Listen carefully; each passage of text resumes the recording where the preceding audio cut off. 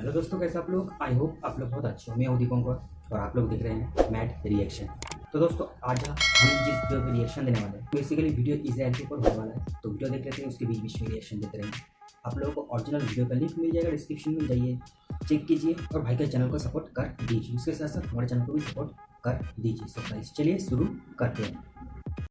दोस्तों, Israel, Hamas, Lebanon और Iran, इन सभी के बीच टेंशन लगातार बढ़ते जा रही है और इसी के साथ इजराइल के ऊपर चौतरफा हमले का खतरा भी लगातार बढ़ रहा है, जिसको देखते हुए अब इजराइल चारों तरफ से अपनी सीमा को कवर करने के लिए अपने ब्रह्मास्त्र की तैनाती करने जा रहा है। इजराइल ऐसे देशों में से है जो 360 डिग्री अपनी सीमा को सिक्योर कर सकता है, यानी इजराइल पर बढ़ते खतरे को देखते हुए ही चारों तरफ से इजराइल को कवर करने का फैसला लिया गया है। तो चलिए इस वीडियो में जानते हैं कि आखिर अपने किस हथियार की तैनाती अब इजराइल करने जा रहा है। दरअसल दोस्तों, चारों तरफ से लगातार बढ़ते खतरे और युद्ध को बड़ा होता देख अब इजराइल अपनी सुरक्षा के लिए सबसे खतरनाक डिफेंस सिस्टम तैनात करने के लिए कदम आगे बढ़ा रहा है। इस सिस्टम का नाम आयरन बीम लेजर गन है। यह आयरन डोम एयर डिफेंस सिस्टम का ही समर्थन करेगा और इसके इस्तेमाल से इजराइल किसी भी तरह के हवाई खतरे को नष्ट करने की क्षमता रखता है। इसे राफेल एडवांस डिफेंस सिस्टम ने विकसित किया है। इसे राफेल एडवांस डिफेंस सिस्टम ने विकसित इसीलिए किया ताकि आयरन डोम की बजाय इस सस्ते सिस्टम का इस्तेमाल किया जा सके। जैसा कि नाम से ही साफ है, Iron Beam laser gun air defence system एक लेजर सिस्टम है जो आसमान में प्रकाश की बेहद शक्तिशाली किरण को लॉन्च करके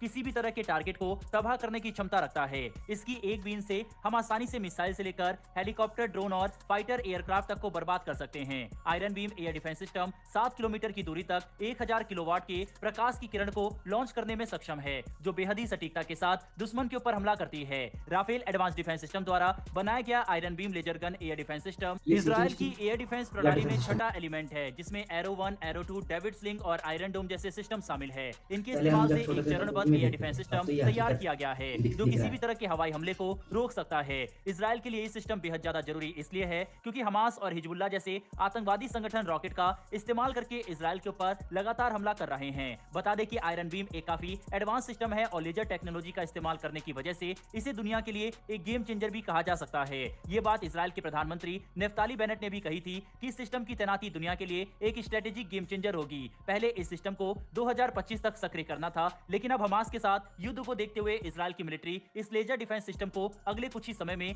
सक्रिय करने की कोशिश कर रही है। दोस्तों, Iron Beam laser air defence system इतना एडवांस है कि इसके इस्तेमाल से धरती पर ही नहीं बल्कि समुद्र में भी किसी भी तरह के हवाई खतरे का सामना किया जा सकता है। मतलब धरती पर तो इजराइल अपने शहरों और मिलिट्री बेस को इससे सुरक्षा प्रदान कर ही सकेगा, साथ ही आने वाले समय में इजराइल के युद्धपोत भी इसका इस्तेमाल करके ज्यादा लंबे समय तक खुद को एयर डिफेंस सिस्टम कवर दे सकेंगे, जो किसी भी युद्ध या तनाव की स्थिति में काफी बड़ा एडवांटेज साबित होने वाला है। लेकिन इजराइल को यहाँ पर सबसे बड़ा एडवांटेज कीमत में मिलने वाला है। अगर बात युद्ध की हो तो कोई भी युद्ध बेहद ज्यादा परेशानी भरा होता है। इसमें आम जनता और इंफ्रास्ट्रक्चर को तो नुकसान होता ही है, साथ ही अर्थव्यवस्था भी बहुत बुरी तरह से चकनाचूर हो जाती है। ऐसे में अगर एक मजबूत एयर डिफेंस सिस्टम हो तो उसके सही तरह से काम करने पर नुकसान को रोका जा सकता है। लेकिन एक एयर डिफेंस सिस्टम को ऑपरेट करना भी काफी ज्यादा खर्चीला है। आयरन डोम को एक बार लॉन्च करने में 50 लाख रुपए यानी $60,000 की लागत आती है। आप अंदाजा लगाइए कि हमास ने इजराइल के ऊपर 5000 रॉकेट दागने का दावा किया था और अगर इजराइल ने इसमें से आधे रॉकेट भी रोके होंगे तो कितने मिलियन डॉलर खर्च हुए। वहीं पर राफेल एडवांस सिस्टम द्वारा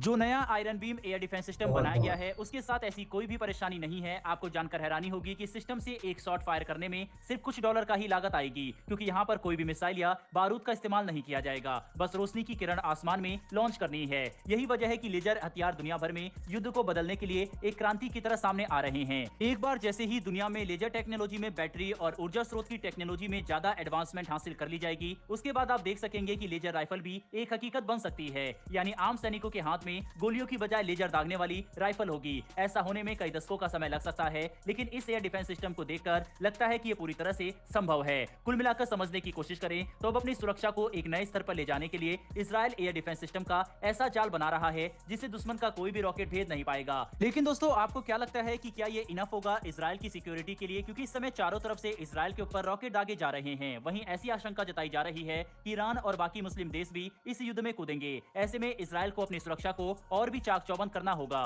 बहरहाल दोस्तों, इस वीडियो में इतना ही, लेकिन इजराइल की तो दोस्तों, वीडियो होता है यहीं पे खत्म। और इसराइल के साथ जो भी हो रहा है वो एकदम ठीक नहीं हो रहा है, ठीक है? वो पूरा पूरा गलत हो रहा है। और मैंने मेरा पहला एक वीडियो जो है उसमें भी आप लोगों से कहा था कि अगर मैं किसी को सपोर्ट करता हूँ तो वो इजराइल है, ठीक है?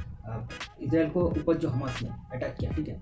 और जितने भी मुस्लिम कंट्री है वो लोग क्या कर रहे हैं पता है? सिर्फ धर्म को आगे रख रहे हैं। तो लोग धर्म का जो कार्ड होता है ना उसको लेकर खेल रहे हैं। और एक कहावत है ना कि कि जो जैसा करता है वो वैसा भरता है। तो जो बुरा है, जो गलत है, वो तो गलत साबित होके ही रहेगा, और जो गलत काम करता है उसके साथ हर टाइम गलत ही होता है। और इसराइल को पूरा हक है अपना डिफेंस करना, ठीक है, और वो कर भी रहा है। और इसराइल ने जो स्टेप लिया है, ठीक है, जो लेजर वेपन जो अपने बॉर्डर के चारों तरफ लगाने का, सिक्योर करने का अपने देश को, ठीक है, वो एकदम सही है। और मैं उम्मीद करता हूँ कि जल्द से जल्द ये काम सक्सेसफुल हो जाए। तो दोस्तों, आप लोगों को वीडियो कैसा लगा? अगर वीडियो आप लोगों को अच्छा लगा तो वीडियो को लाइक कर दीजिए, शेयर कर दीजिए। और अगर आप लोग इसी तरह का और भी नॉलेजेबल वीडियो देखना चाहते हो तो चैनल को सब्सक्राइब कर लीजिए। तो दोस्तों, मिलेंगे नेक्स्ट वीडियो में नेक्स्ट टॉपिक को लेकर। तब तक के लिए जय हिंद, जय भारत।